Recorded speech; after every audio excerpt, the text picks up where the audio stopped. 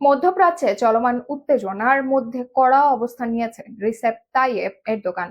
তিনি সতর্ক করে বলেছেন, লেবানন বা ইরানের ওপর যে কোনো ধরনের হামলাকে তুরস্কের ওপর সরাসরি হামলা হিসেবে বিবেচনা করা হবে।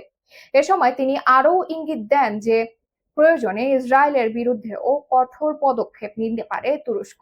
মধ্যপ্রাচ্যের ক্রমবর্ধমান সংঘাত ও যুদ্ধ পরিস্থিতি নিয়ে গভীর উদ্বেগ প্রকাশ করে এরদোগান বলেন, বর্তমান পরিস্থিতি ভয়াবহ রূপ নিচ্ছে, যা পুরো অঞ্চলের জন্য বড় হুমকি হয়ে দাঁড়াতে পারে।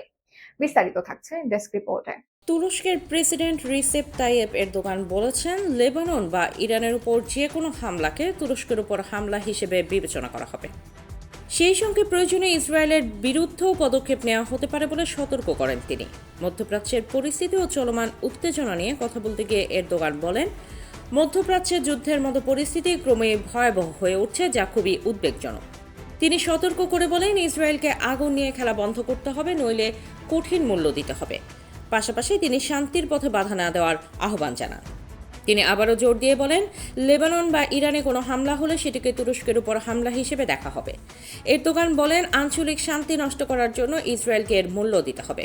আলোচনা ব্যর্থ হলে ইসরায়েলের বিরুদ্ধে পদক্ষেপ নেওয়া বাধ্যতামূলক হয়ে উঠবে।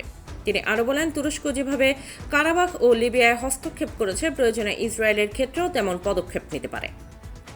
তিনি উল্লেখ করেন, পাকিস্তান যদি মধ্যস্থতায় যুক্ত না থাকতো তাহলে এমন পদক্ষেপ ইতিমধ্যেই নেওয়া যেত। এরদোগান অভিযোগ করে বলেন, ইসরায়েলের প্রধানমন্ত্রী বেনিয়ামিন নেতানিয়াহু রক্ত নিয়ে হোলি খেলছেন এবং ঘৃণা ছড়াচ্ছেন। তার বিরুদ্ধে যুদ্ধাপরাধের মামলা করা হবে। তিনি আরও বলেন, যুদ্ধবিরতির সময়ও ইসরায়েল লেবাননে শত শত নিরস্ত্র ও নিরীহ মানুষের প্রাণ কেড়ে নিয়েছে।